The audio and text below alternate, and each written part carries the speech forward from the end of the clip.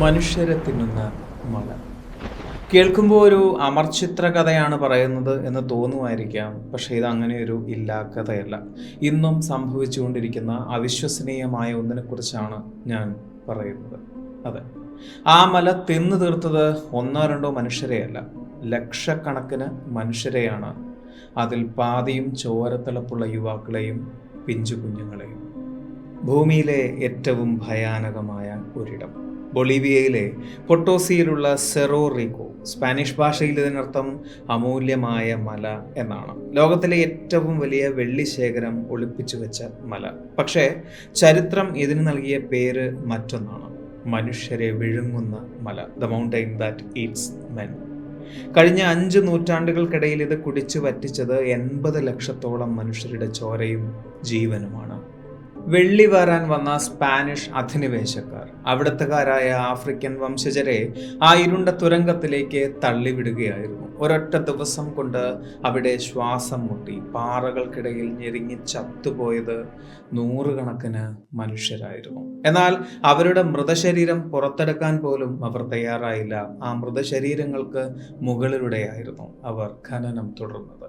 ഈ കഥയിലെ ഏറ്റവും ഭയാനകമായ ഭാഗം ഈ പറഞ്ഞതല്ല. ഖനിയുടെ ഇരുണ്ട കോണുകളിൽ ഒളിഞ്ഞിരിക്കുന്ന വിചിത്രമായ ചില ആചാരങ്ങളാണ്. പുറം ലോകത്ത് ജീവിക്കുന്ന ആ ആഫ്രിക്കൻ വംശജർ കടുത്ത കത്തോലിക്കൻ വിശ്വാസികളാണ് എങ്കിലും ഇരുണ്ട തുരങ്കത്തിലേക്ക് ആദ്യ പടി വയ്ക്കുന്ന നിമിഷം മുതൽ അവർ ദൈവത്തെ മറക്കുന്നു. അതിന് പകരം അവർ ആരാധിക്കുന്നത് മുതലയുടെ ചർമ്മമുള്ള ചുവന്ന കണ്ണുകളുള്ള കൊമ്പുകളുള്ള ഒരു മൂർത്തിയെയാണ്. എൽ തിയോ എന്നറിയപ്പെടുന്ന ഒരു ദുർമൂർത്തിയെ. വായുവും വെളിച്ചവുമില്ലാത്ത ആ ഇരുണ്ട കോണിൽ ദൈവത്തിന് പ്രത്യേകിച്ചൊന്നും ചെയ്യാനില്ല എന്ന് വിശ്വസിക്കുന്നത് കൊണ്ടാണല്ലോ അവർ ആ ഭീകരരൂപത്തെ ആരാധിക്കുന്നത്. ഏറ്റവും ഭയപ്പെടുത്തുന്ന ഒരു കാര്യം, അവരിൽ പലരും ആ തുരങ്കത്തിനുള്ളിൽ അങ്ങനൊരു ഭീകരരൂപത്തെ കണ്ടിട്ടുണ്ട് എന്ന് തന്നെയാണ്. അവരൊരിക്കലും എൽ തിയോയെ ഒരു ദൈവമായിട്ടല്ല കാണുന്നത്, അവരുടെ സ്വന്തം രാജാവായിട്ടാണ്. അതുകൊണ്ട് തന്നെയാണ് മദ്യവും രക്തവും ബലിയും നൽകി അവർ ആ രൂപത്തെ സന്തോഷിപ്പിച്ചു നിർത്തുന്നത്. ഇന്നും ഈ 21-ാം നൂറ്റാണ്ടിലും മനുഷ്യനെ വിഴുങ്ങുന്ന ആ മല നിലനിൽക്കുന്നു, ആ സാത്താനോടൊപ്പം. അന്ധവിശ്വാസങ്ങൾക്കിടയിലും വിഷപ്പുകയ്ക്കിടയിലും 10,000-കണക്കിന് മനുഷ്യരാണ് ആ ഇരുണ്ട തുരങ്കത്തിനുള്ളിൽ ജീവിക്കുന്നത്. നമുക്ക് സെറോ റിക്കോയിലേക്ക് പോകാം, എൽ തിയോയെ കുറിച്ച് അറിയാം. കയറിപ്പോരും ചങ്ങായിമാരെ, ബേപ്പൂർ സുൽത്താന്റെ ദുനിയാവിലേക്ക്.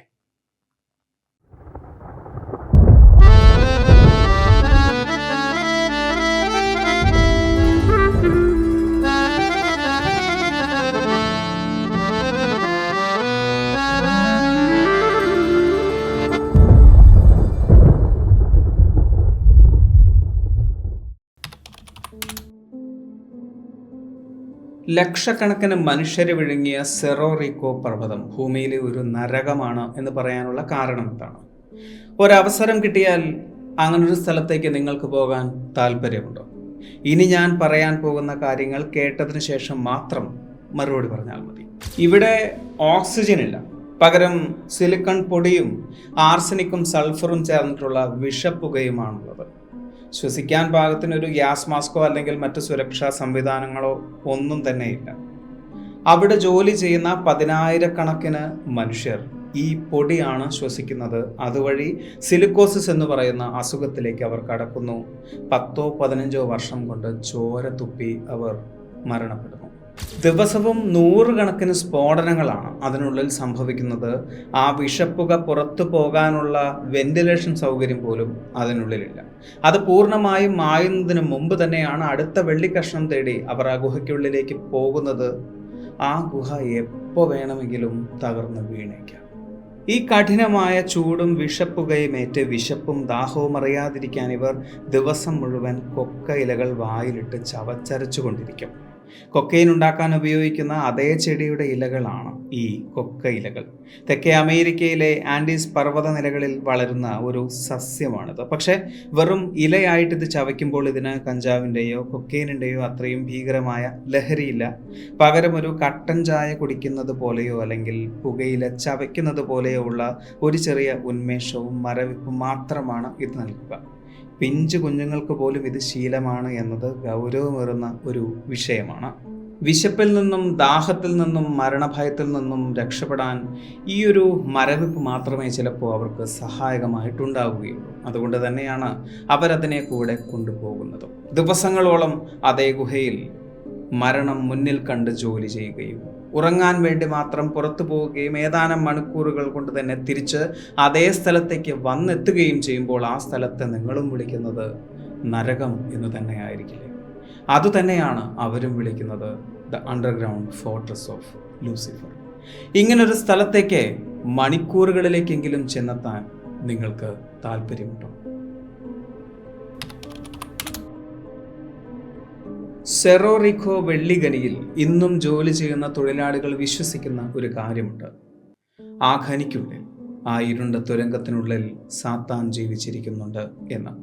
അത് വെറും ഒരു വിശ്വാസമല്ല, അതൊരു യാഥാർത്ഥ്യം തന്നെയാണ് എന്ന് അവർ ഉറപ്പിച്ച് പറയുന്നു. ഒരുപക്ഷെ ദൈവത്തെ അവർ അത്രയ്ക്കും വിശ്വസിക്കുന്നുണ്ടാവില്ല, പക്ഷേ അതിനുള്ളിലെ സാത്താനെ അവർ വിശ്വസിക്കുന്നു. അത്രയ്ക്കും ദൃഢമായൊരു വിശ്വാസം അവരിൽ ഉണ്ടാവണമെങ്കിൽ അതിന് പിന്നിൽ ഒരു കാരണം ഉണ്ടാവില്ലേ? ആ കാരണം ചെന്നെത്തിക്കുന്നത് ഒരു കഥയിലേക്കാണ്. ആ കഥയ്ക്ക് പറയാനുള്ളത് ഒരു ചതിയെക്കുറിച്ചും. ഇനി പറയാൻ പോകുന്നത് സ്പാനിഷ് അധിനിവേശക്കാരുടെ കൊടും ക്രൂരതയുടെയും മൈൻഡ് ഗെയിമിൻ്റെയും കഥയാണ്. അതായത് ഖനി തൊഴിലാളികൾ പുറത്ത് കൃത്യമായി പള്ളിയിൽ പോകുന്ന കടുത്ത കത്തോലിക്കൻ വിശ്വാസികളാണ് എന്ന് പറഞ്ഞല്ലോ. എന്നാൽ ഖനിയിലേക്ക് കടക്കുന്ന നിമിഷം മുതൽ അവർ സാത്താന് മുമ്പിൽ മുട്ടുകുത്തുന്ന സാത്താൻ വിശ്വാസികളാണ്. എന്തുകൊണ്ട്? അതിന് കാരണം 16-ാം നൂറ്റാണ്ടിൽ മെനഞ്ഞെടുത്ത ഒരു ചെകുത്താൻ തന്ത്രമാണ്. തുടക്കത്തിൽ തദ്ദേശീയരായ ആളുകൾ ഈ ഇരുണ്ട അപകടം പിടിച്ച ഖനിക്കുള്ളിൽ ഇറങ്ങി പണിയെടുക്കാൻ മടിച്ച് ഒളിച്ചോടിയിരുന്നു. ഇവരെ കൊണ്ട് പേടിപ്പിച്ച് പണിയെടുപ്പിക്കാൻ സ്പാനിഷുകാരൊരു വഴി കണ്ടുപിടിച്ചു. അവർ ഖനിയുടെ അഗാധതയിൽ കൊമ്പും ചുവന്ന കണ്ണുകളുമുള്ള ഭീമാകാരമായ സാത്താൻ രൂപങ്ങൾ ഉണ്ടാക്കി വെച്ചു. എന്നിട്ട് തൊഴിലാളികളോട് പറഞ്ഞു, ഈ പാതാളത്തിൻ്റെ അധിപൻ ലൂസിഫറാണ്. നിങ്ങൾ വെള്ളി തുറന്നെടുത്തിട്ടില്ല എങ്കിൽ അവൻ നിങ്ങളെ ജീവനോടെ വിഴുങ്ങും എന്ന്. പുരാതന ഇൻക വംശജരുടെ പുരാണങ്ങളിൽ ഹുവാരി എന്നൊരു അധോലോക ദൈവമുണ്ടായിരുന്നു. സ്പാനിഷുകാർ അതിനെ തങ്ങളുടെ ഡിയാബ്ലോ എന്ന സങ്കല്പവുമായി കൂട്ടിച്ചേർത്തു. ഇൻക വംശജർക്ക് ഡിയാബ്ലോ എന്ന വാക്ക് കൃത്യമായി ഉച്ചരിക്കാൻ കഴിയാതെ വന്നപ്പോൾ അവരതിനെ ടിയോ എന്ന് വിളിക്കുകയായിരുന്നു. തൊഴിലാളികളെ കൊണ്ട് പണിയെടുപ്പിക്കാൻ വേണ്ടി സ്പാനിഷുകാരുടെ ഒരു സൈക്കോളജി ആയിരുന്നു അത്. അതായത് ഭൂമിക്ക് മുകളിലെ രക്ഷകൻ ദൈവമായിരുന്നുവെങ്കിൽ ഭൂമിക്ക് താഴെയുള്ള ഇരുണ്ട ഭാഗത്തെ രാജാവ് സാത്താനാണ്. സാത്താന് കോപമുണ്ടായാൽ പാറ ഇടിഞ്ഞു വീഴും, വിഷപ്പുക വരും, ആളുകൾ മരണപ്പെടും. അതുകൊണ്ട് തന്നെ സാത്താനെ സന്തോഷിപ്പിച്ച് നിർത്തണം. അതിനുവേണ്ടി മദ്യവും രക്തവും ബലിയും നൽകി ഇന്നും അവർ സാത്താനെ സന്തോഷിപ്പിച്ച് നിർത്തുന്നു. തൊഴിലാളികളെ പണിയെടുപ്പിക്കാൻ വേണ്ടി സൃഷ്ടിച്ച ആ അന്ധവിശ്വാസത്തിലെ രൂപങ്ങൾ ഇന്നവർക്ക് രക്ഷകനും ആരാധനാമൂർത്തിയുമാണ്. ഒരുപക്ഷെ ഇത് തന്നെയല്ലേ നമ്മളും ചെയ്യുന്നത്?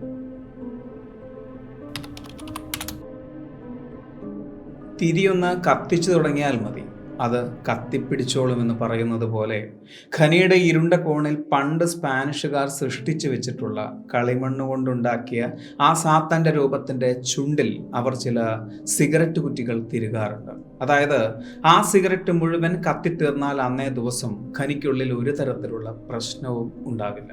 എന്നാൽ ആ സിഗരറ്റ് പാതി വഴിയിൽ കെട്ടുപോയാൽ അതിനർത്ഥം അന്ന് ഖനിയിലൊരു മരണം സംഭവിക്കും എന്നാണ്. ആചാരങ്ങൾ അതുകൊണ്ടും തീരുന്നില്ല. സെക്കോ എന്ന പേരിൽ അറിയപ്പെടുന്ന 96% പ്യുവർ ആൽക്കഹോൾ അടങ്ങിയിട്ടുള്ള ഒരു പാനീയം ചെകുത്താൻ്റെ വായിലേക്ക് ഒഴിച്ചു കൊടുക്കുന്നു, ചെകുത്താൻ്റെ ജനനേന്ദ്രിയത്തിലേക്ക് ഒഴിക്കുന്നു, ചെകുത്താൻ്റെ കാലിലേക്ക് ഒഴിക്കുന്നു. സാത്താനെ തണുപ്പിച്ച് നിർത്താൻ വേണ്ടിയാണത്രേ ഇത് ചെയ്യുന്നത്. വെറും അന്ധവിശ്വാസം എന്ന് പറഞ്ഞ് നമുക്കിതിനെ തള്ളിക്കളയാൻ കഴിയില്ല. കാരണം അതിന് പിന്നിൽ ഒരു ചെറിയ സൈക്കോളജി ഉണ്ട്. ശേഷിക്കുന്ന സെക്കോ തൊഴിലാളികൾ ഒരിറ്റ് പോലും വെള്ളം ചേർക്കാതെ അപ്പാടെ കുടിച്ചു തീർക്കും.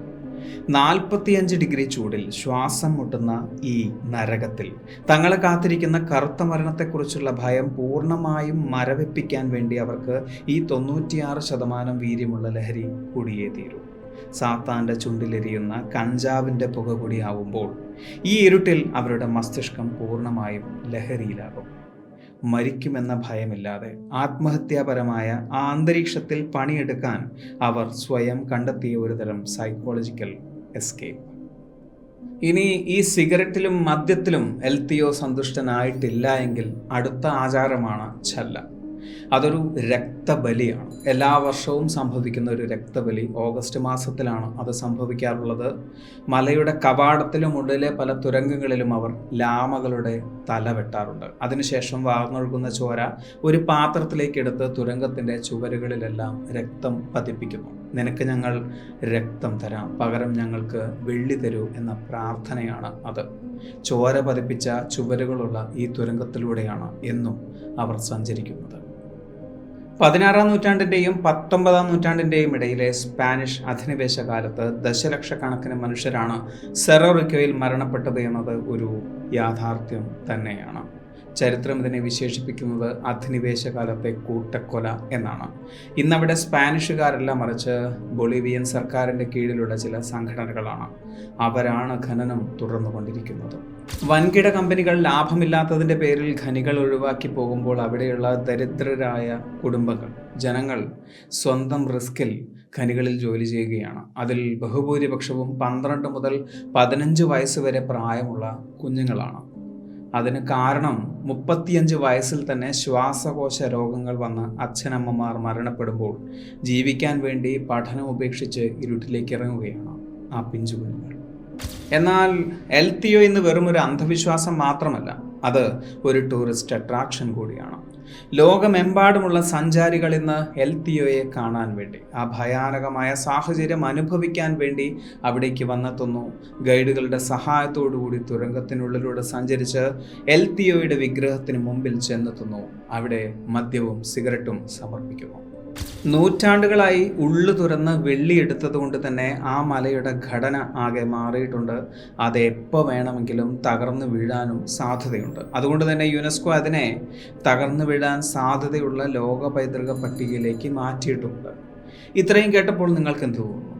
ഒരിക്കലെങ്കിലും അതിനുള്ളിൽ ഒന്ന് ചെന്ന് കാണണമെന്ന് തോന്നിയോ? അതോ അറിയാതെ പോലും അതിനുള്ളിൽ ചെന്നെത്തരുത് എന്നാണോ തോന്നിയത്? കമൻറ്റ് ചെയ്യാം.